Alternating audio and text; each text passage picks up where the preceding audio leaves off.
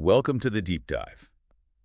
Today we're taking a journey not into the Greece you probably learned about in school. We're going beyond the Parthenon, beyond the birth of democracy, and into its most protected and carefully obscured shadows. We're looking past the standard curriculum, right? Exactly, past the textbook definitions. Our mission today, based on this fascinating stack of sources you brought in, is to deconstruct the history of pederasty in classical antiquity. But with a very specific focus. We're looking at the hidden, often painful experiences of the boys themselves, and then at the really intricate philosophical frameworks that the most brilliant minds of the age used to justify it. Right. To justify what we would now clearly see as exploitation, we want to understand the psychological cost hidden under all that marble and high philosophy. So let's start with an image, a scene that you see again and again in the historical record. I want you, our listener, to just picture this. It's a hot Athenian afternoon, maybe around 450 BCE. We're in the courtyard of a gymnasium. A place for intellectual debate, but also for physical training. Exactly. And there's a boy, maybe 14 or 15, and he's standing perfectly still. He's in the shade of a column, maybe. And near him is an older man. He's established, wealthy, a respected philosopher, and probably a close friend of the boy's father. And he might have his hand on the boy's shoulder. It's a gesture that's both mentorship and marriage, and a kind of ownership. And at the time, this relationship had a name, right? It was called paideia. Which we translate as education. It was supposed to be the highest form of mentorship, the transfer of civic virtue and wisdom from an experienced man, the Pederastes, to a promising, beautiful youth, the eromenos. A sacred bond. That was the official line, foundational to becoming a good citizen. But when you dig into the sources, especially the ones that re-examine the art and the social codes, you see something much more disturbing. You look at that boy again. The analyses of his posture, his expression, they're really clear. His eyes are distant. Yes. Yeah. There's an absence, a stillness that isn't from peace or concentration, but it's from a mind that has learned to leave its body behind. That's a powerful way to put it. And that's not some hidden secret. This was institutionalized coercion happening right out in the open in the most respected public spaces. That stillness, that dissociation, that's the truth that 2 millennia of, let's be honest, academic euphemism has tried to hide. And that's our job today, to use these archaeological reports, these re-examined legal codes, these critiques of the philosophy, to understand what was actually being said and done. We have to focus on the eromenos, the boy who was defined, really, just by his beauty and his ability to endure. And the artifacts themselves, they tell the story. The pottery, specifically the red figure pottery. Right, from the late 6th and early 5th centuries BCE, you can see them in places like the British Museum, Gallery 22. They're the most common visual record we have of these interactions. How are they usually labeled in a museum? Usually something like courtship scenes. You'll see a bearded older man reaching for a much younger, beardless boy. And there are often objects being exchanged, gifts from the Pederastes to the eromenos. And these gifts are so revealing. It's not scrolls of philosophy, is it? No, not what you'd expect if this were purely about education. The gifts are from the adult male world. Wine, maybe, for the feasts, a dead hare, a trophy from the hunt, things to initiate him into manhood. But there's one gift that seems to be undeniable proof of the transactional nature of this whole thing. The rooster. Ah, the rooster. It's horrifyingly specific. It was a very popular gift, especially in the wrestling schools. And the symbolism was clear to everyone. The rooster is a fighting bird aggression, masculine strength, but it's also a symbol of sexual potency, of expectation. And the rule was just stark. If the boy accepted the rooster. He was accepting everything that came after. That was the public signal. It meant the relationship had moved from just talk and flattery to a physical reality. He was consenting, in effect, to the relationship's full scope. So these beautiful vases, they're not just art. They're silent, ceramic records of a coercive transaction. Exactly. They force us to see the hypocrisy from the very beginning. We're told these were complex social customs, but if you look at the Greeks' own moral framework, their own laws, the contradiction is immediate. It's devastating. Which brings us right to the core of it, the social annihilation. Hubris. Okay, let's unpack that contradiction because it's not just a moral dilemma. For an Athenian male, it's an existential crisis. The Greeks valued male freedom, autonomy, citizenship above everything. Everything. And yet they built their entire system of elite education on a practice that, by their own definition, was the ultimate act of degradation. You have to start with the word hubris. Today, we think it just means, excessive pride, arrogance. Right. But in Athens, in a legal context, it was a major crime. It was defined as assault, but not necessarily a physical injury. It was an assault meant to insult, to degrade, to humiliate the victim. It was the annihilation of another person's honor, their personhood. And what was the single most dishonorable, most destructive thing that could happen to a freeborn Greek man? Penetration by another male. The sources are unanimous. There's no debate on this point. For a citizen to endure that act, it destroyed his social standing. It legally jeopardized his future rights as a citizen, his right to speak in the assembly, to hold office. It fundamentally destroyed his very nature as a dominant male. So it turned him into something less than a man, a degraded object. Ultimately. The contradiction is just. Yes. It's immense. Yeah. The very act that formed the basis of this noble education, paideia, was also, by their own moral and legal math, the highest form of personal destruction. Hubris. It creates this impossible psychological state for the eromenos. Think about it. The older man, the Pederasty, he's expected to pursue, to desire. That's his role. He's the active one. That word active is critical. And the boy. The boy is expected to submit, to endure, to suffer the man's attention for the sake of the education, the patronage, the status it would bring his family. But, and this is the paradox that breaks him, he was explicitly forbidden from desiring back. He absolutely could not enjoy it. Why was that so dangerous if he showed desire? Because it would shatter the whole philosophical justification. If he enjoyed it, it meant he wasn't just passively enduring for the sake of knowledge. It meant he was actively participating in his own social destruction. He was choosing to be submissive. And that's where this other term comes in, the one they use for a boy who crossed that line. Yes. If he showed too much enthusiasm or pleasure, he was stripped of the last tiny shred of dignity the paideia label gave him. He became a katapougon. Katapougon. What did that mean exactly on the streets of Athens? It means pathic, or more literally, a creature of shame. It was a vicious insult. This was the boy who failed to maintain the fiction. The katapougon was seen as morally bankrupt because he desired the submissive role, which proved a fundamental weakness in his character, a flaw that disqualified him from ever being a true citizen. So the boy is caught in this impossible trap, designed by the very men he's supposed to look up to. It's impossible. First, there's the external pressure. A powerful man, a friend of his father, chooses him. If he refuses, he shames his entire family. He cuts off his own path to the future. So refusal is not an option. Not really. Second, there's the social destruction. He knows the physical act itself destroys his honor. And third, the psychological trap. He can't resist, but he can't enjoy it either. If he enjoys it, he becomes this unspeakable thing, a katapougon. So the only safe path, the only way to survive was that stillness we talked about, that withdrawal. Exactly. He had to show a visible lack of interest, a coldness, to prove he was just enduring it as an unpleasant but necessary step towards wisdom. That's what you called it. Psychological immobilization. It was a survival strategy. The ultimate form of self-preservation in a system with no good outcomes. You learn to leave your body. Right. The shame for the Pederasty is completely erased by the philosophical label, but the shame for the eromenos, it's guaranteed no matter what he does. How does a culture live with that level of cognitive dissonance for centuries? How do they maintain that fiction?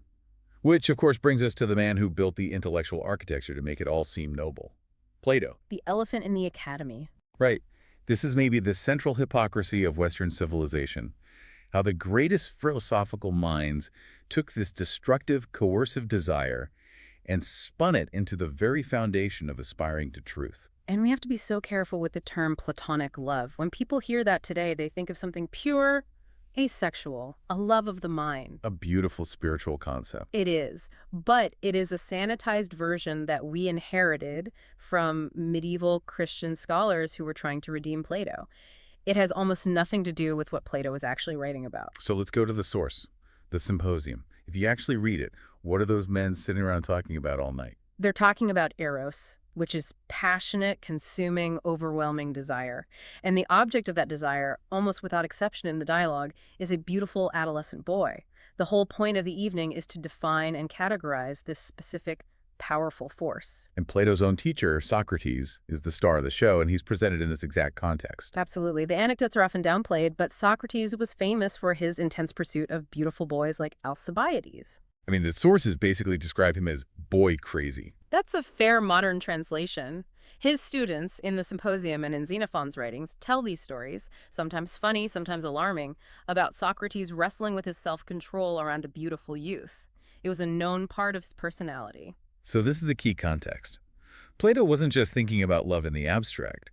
He was creating a high-minded defense, a rationalization, for what was already a dominant cultural practice. Older men intensely desiring and pursuing teenage boys.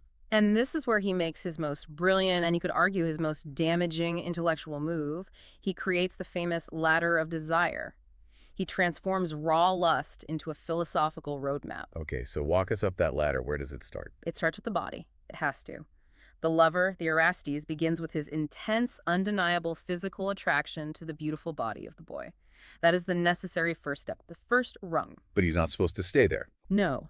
The true philosopher, guided by reason, is supposed to realize that this one beautiful body is just an instance of beauty itself. So he ascends. He learns to appreciate all beautiful bodies. Then he realizes that the beauty of a soul is superior to physical beauty. So he moves on to beautiful souls, then beautiful laws, beautiful customs. Then finally he gets to the top, to the eternal, perfect form of beauty itself. Exactly. And do you see what this does? The boy's pain, his shame, his trauma, all of it becomes completely irrelevant. He's just a stepping stone. He's an object of profound philosophical necessity, a beautiful object that kicks off the whole process. Plato isn't condemning the desire, he's elevating it. He's saying this lust for an adolescent boy is the first step on the path to enlightenment. That is an incredibly sophisticated justification. But even Plato seemed to know it was a shaky foundation. In another dialogue, the Phaedrus, he tries to define what the ideal version of this relationship looks like, doesn't he? He does. He describes the truly virtuous, enlightened man. This man still feels the intense desire for the boy, but he uses his philosophical discipline to show supreme self-control. So what did that restraint look like in practice? It meant allowing kissing, fondling, all the public rituals of courtship, but stopping short of penetration. In Plato's view, this restraint preserved the boy's honor and kept the relationship focused on the love of the soul.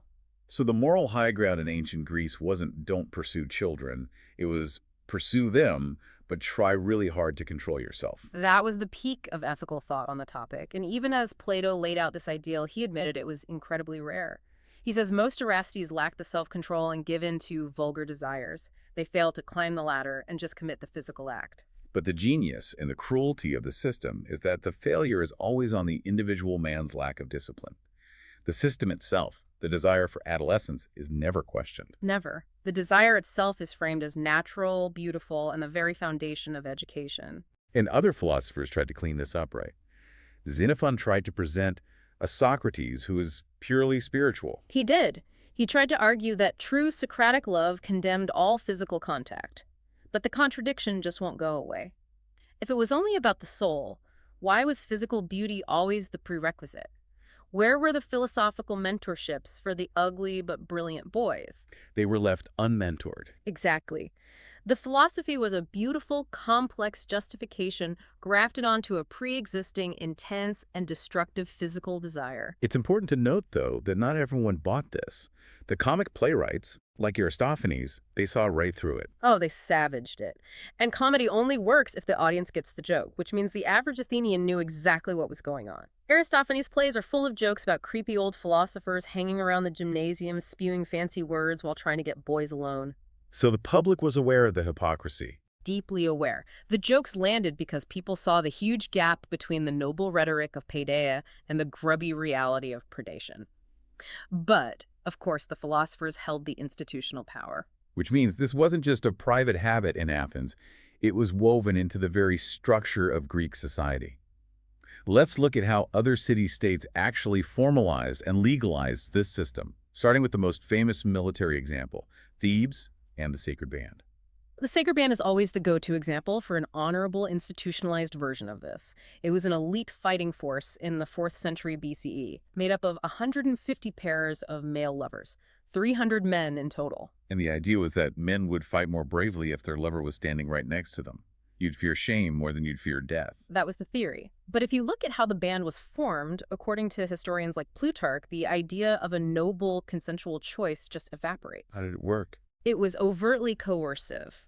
The older, established warriors would publicly and ritually select younger boys, teenagers, from the prominent families of Thebes. It was a public ceremony, a huge honor for the family. So the boy couldn't really say no. The sources are clear. Refusal was technically possible, but the social and political pressure was so immense it was virtually impossible.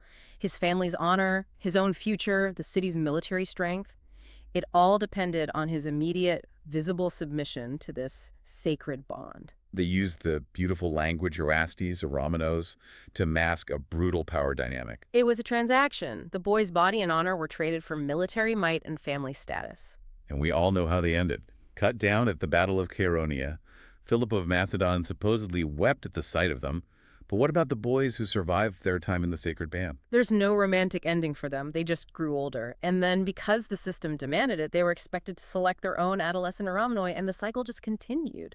If Thebes institutionalized this through the military, Crete did it through law, through a ritual called harpereia, the abduction. This seems even more brutally honest. It's stunningly overt. Harpereia was a legally sanctioned, ritualized abduction.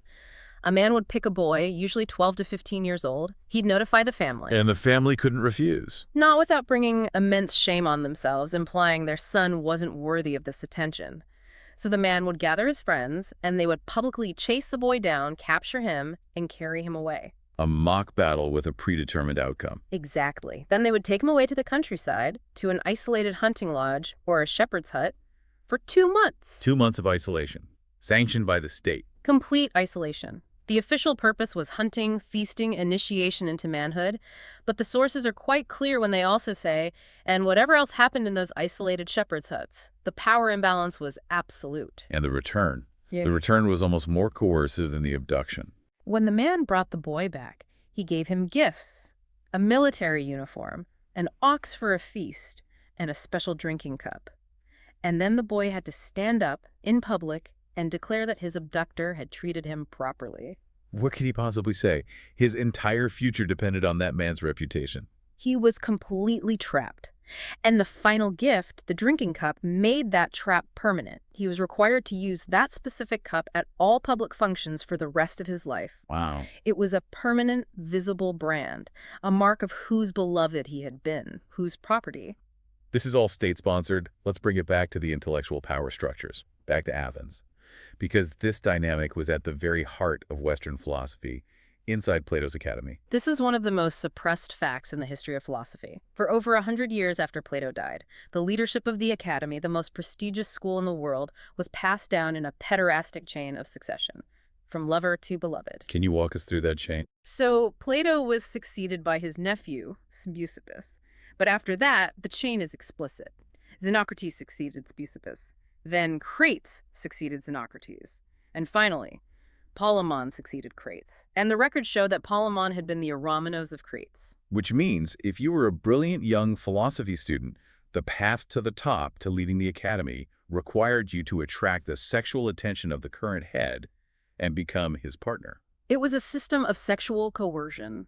Brilliance was necessary, but submission was mandatory. If you refused the touch of the leader, you gave up your chance to become the leader. The most powerful intellectual institution in Greece ran on exploiting the very youth it claimed to educate. So the entire structure, the philosophy, the military, the law, it was all designed for one very specific type of boy, wasn't it? The freeborn citizen youth from a good family. That class distinction is absolutely critical. It's the line between being educated and being destroyed. Let's talk about the boys on the other side of that line, the ones who weren't from the right families, the pornoi. Pornoi, literally, the bought ones. These were boys from poor families or who were enslaved.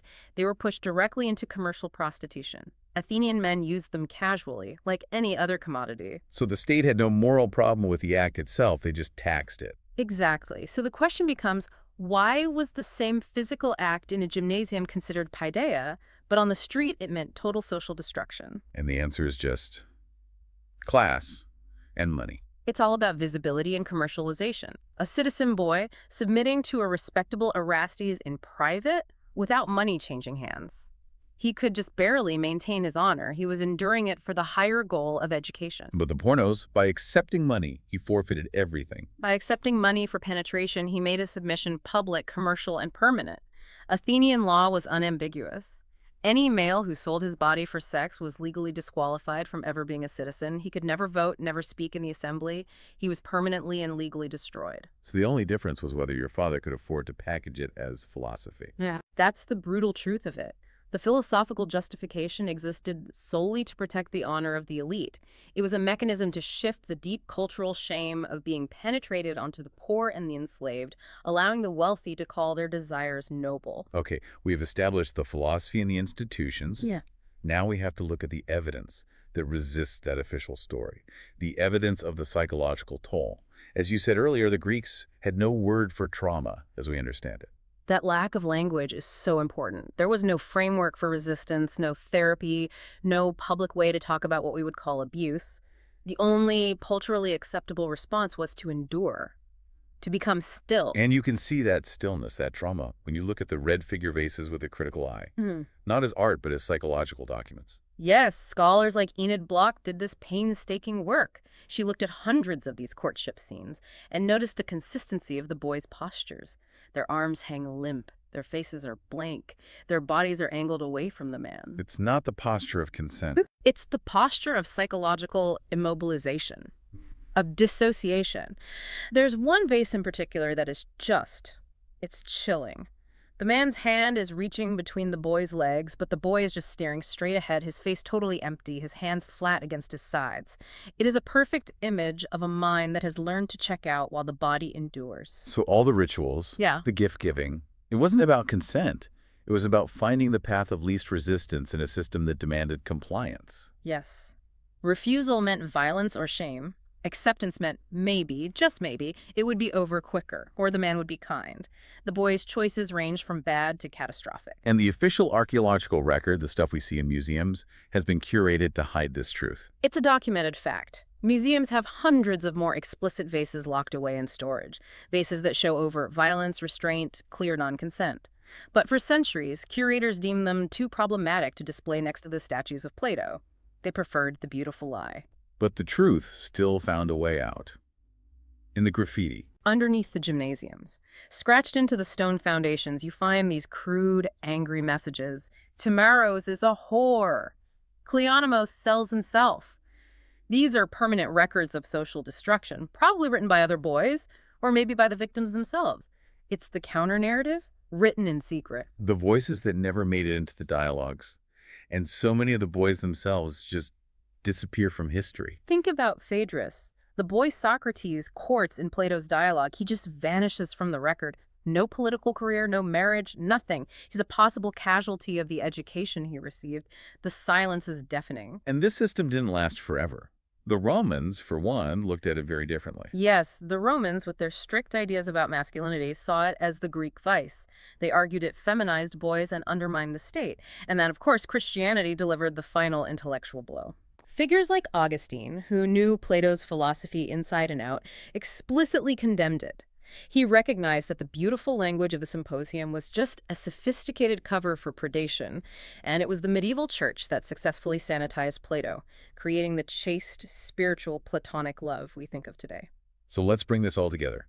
We've seen how the greatest Greek thinkers created this elaborate philosophical system to justify the pursuit of the young. What is the lasting, devastating legacy of that intellectual project? The Greek philosophers gave a profound and enduring gift to predators throughout history. They provided the first and still the most elegant philosophical framework for making exploitation look like enlightenment. And you can hear the echoes of that language today. When a powerful mentor pursues a student and calls it special guidance, they're speaking Plato's language. They're arguing that physical access is the first rung on the ladder to success. Exactly. And when an institution, a university, a church protects an abuser because he's brilliant or important, that institution is operating just like Plato's Academy. It's prioritizing its own prestige over the safety of the vulnerable. And worst of all, when a victim is told they should feel honored by the attention, grateful for the access, that is the exact same script the Pederasty used on the eromenos. The names change. Paideia becomes mentorship. Erastes becomes patron. But the mechanism is identical. Power seeks access, justifies itself with virtue, and demands the victim's silence. The boy in the courtyard, arms at his sides, learning to leave his body. That boy is eternal. It's a sobering thought that the very foundations of Western civilization have this dark cost. We read Plato's allegory of the cave to understand the path to truth, but we have to acknowledge the blood under all that marble, the bodies and futures that were sacrificed for that philosophical ascent. And the most tragic part is that they knew the danger. They had a warning right at the heart of their culture, a myth they all knew but chose to ignore. The myth of Laius, king of Thebes, Oedipus's father. Right. Laius was cursed, and his whole family line destroyed because he abducted and raped Chrysippus, the son of his host. He violated hospitality and honor. It was a foundational myth for Thebes. It explained all their later suffering. So they had a cultural understanding that this kind of desire, when it was uncontrollable, was an act of hubris that could bring down divine punishment on an entire city. They knew the danger. They had a story that spelled out the total destruction of a king because of his uncontrollable desire for a boy. And yet, what did Thebes do? They went on to institutionalize that exact dynamic. They built the sacred band on the same power imbalance, the same coercion that destroyed the house of Laius. Which brings us to the final provocative thought for our listeners. The question isn't whether they were unaware of the risk. The myths, the pottery, the laws, they show they were acutely aware.